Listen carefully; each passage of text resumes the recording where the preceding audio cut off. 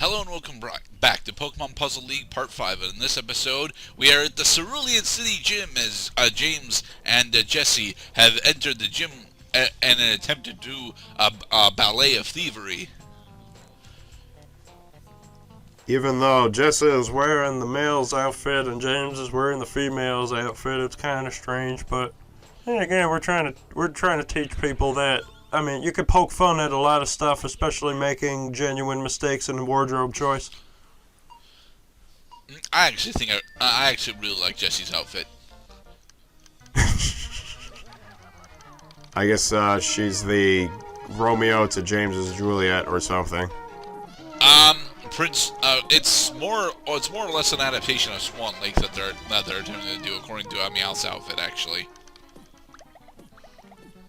Right, which makes... I guess that makes James the Black Swan? Which means that at the end of the ballet, he will destroy himself through his inability to overcome his lack of perfection. I don't know what Swan Lake's about.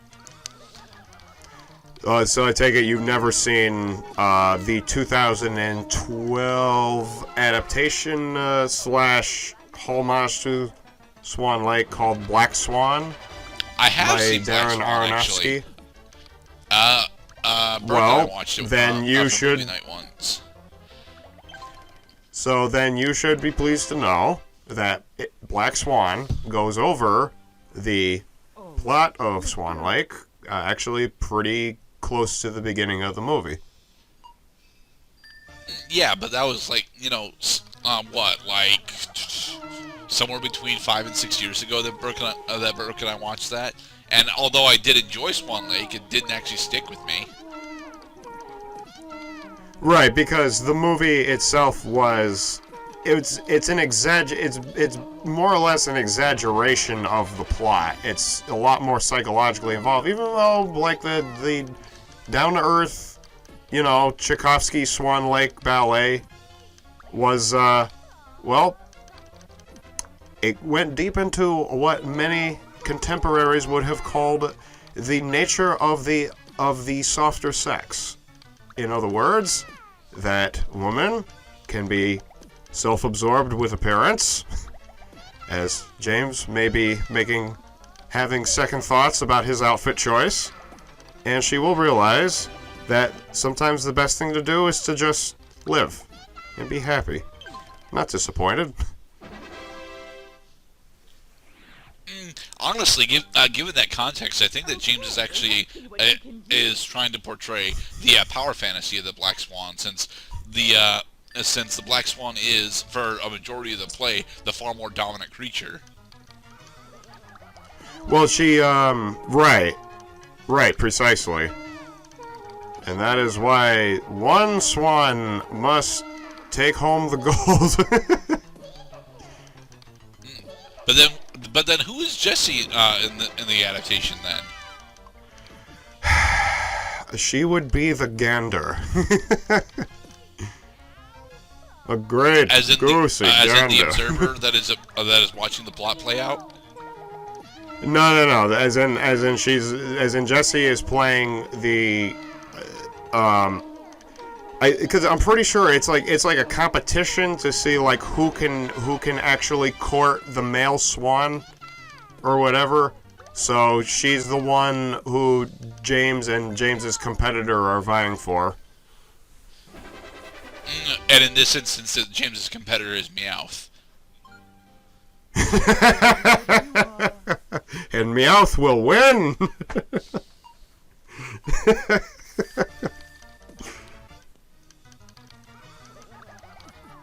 No.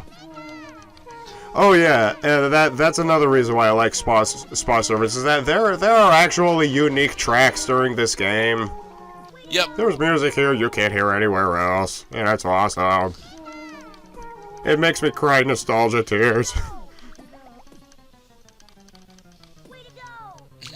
Soon Jigglypuff will say, again, "Stop it! Stop it!" I do like that there are two tracks per round. Yep. and I even enjoy it. I like this track, I like this track, and I especially like the pinch mode theme. It's very energetic. But I don't actually go out of my way to listen to the soundtrack for Puzzle League all that like pretty much ever. Neither do I, honestly. It's one of those games where, like, you have to be in the moment. You have to have the board right in front of you to really feel the intensity. Mewtwo's theme especially brings on the intensity. Like, that's like the stuff of nightmares. Only for your scarred 9-year-old mind, honestly. I can barely recognize Mewtwo's theme. Fragile eggshell, man. I mean, Jesus Christ, sometimes I would only ever hear the fucking theme for like 15 seconds, I lose, and then I basically forget most of it while I'm going to, beat Gehrig. Oh, we were supposed to save that as a spoiler. Oh well. Oh yeah, right. I mean, no, I don't think you would see it coming. Except maybe you might have noticed a few references to Pokemon the first movie. Well, the biggest indicators of Pokemon the first movie for a Puzzle League are from Spa Service. Jesse James's first outfit is from Pokemon the first movie, and the ending scene with Giovanni is lifted pretty much straight from the tie-in episode for Pokemon the first movie. Go. Got it. Get below that line. Alright, moving on to the final 2D round. Oh, no, here we're going into special round. Our first special round. We are Butch and Cassidy, also known as Team Rocket 2. We are so much better than Team Rocket. Than Team Rocket 1? Do you think that you will defeat us? Give it your best shot, loser. This is the hardest stage in Spa Service. Give it your best shot, loser. Yep, because it fucking jumps to 45. And you have extra colors to work with. Yes, this is why I don't actually play on normal or hard, because the additional color platform doesn't actually work for is something that I have difficulty dealing with. But here I managed to do it just fine. We want another chance. No. Here we go. And now, congratulations, you beat the special stage. I don't remember the episode where Jesse and James were pretending to be married. I want to say it was an Eevee episode. Well, I mean, I mean, technically, they're not married if they haven't completed the ceremony yet. Right, but a lot of the backdrops for this are taken directly from the anime. But I don't remember where this episode actually was. To be honest, neither do I. Is it possible that this was the canceled Kangaskhan episode? Or not Kangaskhan, but Dratini episode? No, but it couldn't have been from one of those banned episodes. Because there was an episode that was banned in the US because fucking James was being a little too real with his masquerade. Yes, and that was another episode where they were in Celadon. Actually, it was a filler episode, so it didn't actually matter. However, the other episode that got banned was the Dratini episode, and that's the episode where Ash catches all of his Tauros. So yeah. I mean, sure, the Tauros are mostly filler, but you forget that he has 30 Tauros. Yeah. He can own up to that. I mean, how many games have you played where you got 30 Tauros, huh? I bet none. Because only Ash can do it. Yeah, because as awesome as Tauros is, I never want more than one of him. Nah. And for the record, Tauros is pretty much the best normal Pokemon in Generation 1. Yeah, high attack power, high speed. High attack power, high speed, HP. decent HP. It's not high HP, it's decent HP. Tauros' only real competition when it comes to the normal type is honestly Snorlax. But Snorlax comes with the pretty big caveat of the whole reason why he's good is because the special split hasn't happened yet. Right. My brains. You will find yourself taking much longer to complete these stages because now you have to get the entire cylinder below the line. Yeah, but it's more fun this way. It is, honestly. You got more to do. If you've run out of shit to do over here, you can find some more shit to do over there. You can find some more shit to do over there. There's plenty to do, and if you get bored even then, you can raise up a whole fucking basket of fun right from the depths of hell. Yeah, you'll notice that the actual combos and chains are clearing faster. This is what I would like to call easy 0.5 mode, and it's only really accessible in the first couple of stages 4 and 5 of Spa Service, where the blocks are disappearing faster, but they don't actually have the additional block quite yet. The additional block quite yet. Right. Because I think it's I noticed that. I think they're using the disappearing speed from hard mode without the added block. So yeah. Right, because most of the time, a lot of times when you're breaking chain, when you're in the middle of a chain, what's taking up a lot of the time is the game digesting one of the garbage blocks that you have on the screen. Right.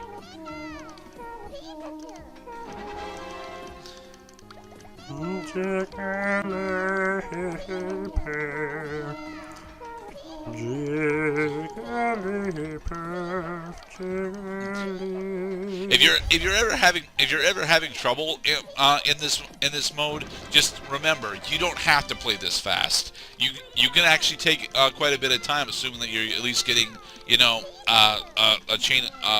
chains of 2 over and over again. Right. I just go this fast because I want to go this fast.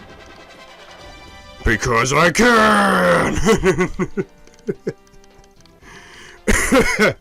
Boink. Got it. Yeah. See, Spa Service also is one of the few times in the game where you are up against a challenge. There is a finite endpoint, but you don't really have an opponent in the traditional sense. Right. You're going up against not yourself, but the game's arbitrary requirements. Right. And I actually tend to like those challenges in video games. At least when they're well designed. Right. Yay! We got a 15 chain in Spa Service.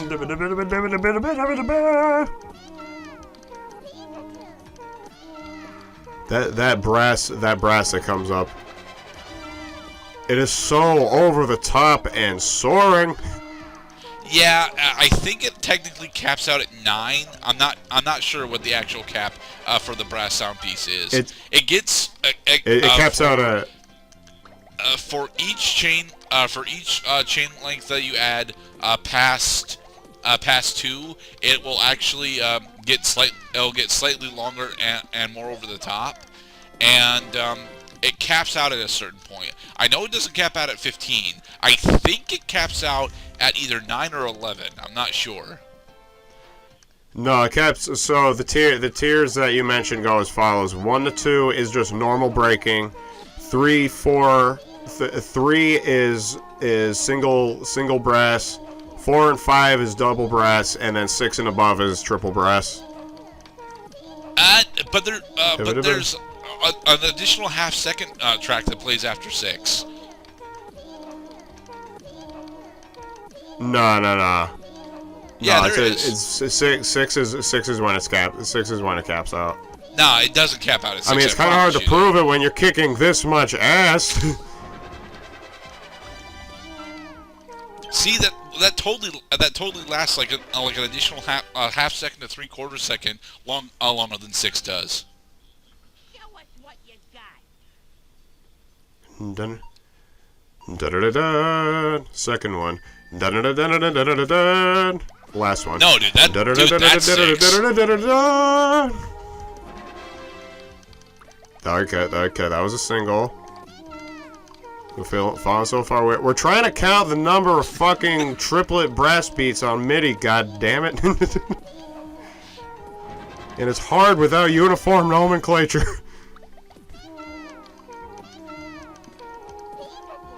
Unfortunately, past Gerdat does not care about our counting game. Okay, 4 also is da-da-da-da, so that means 5 and 6 are double, and then 7 plus is the big one? No, it is 6. Because of paying attention to how excited Pikachu is. He's very happy right now. I'm telling you, dude. I'm telling you, it gets either a pause or an additional trumpet at some point past 6. I want to say it's at 9, but I'm not sure. Da da da da da da da da da da da. No, and then suddenly it becomes the wedding from hell. Keep going. This is not really the wedding from hell, honestly. This is like some fucking... Oh my god.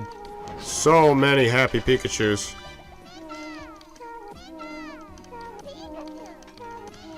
It also behooves the player to use the extra time in order to check just to make sure that nothing on the very wide 3D plane is touching the top of the screen, because I tell you what, that fucked me a few times. Yeah, I've only been screwed by that like a couple of times throughout my life, but it can happen. And in the next part, we will finish spa service. Woo! We won!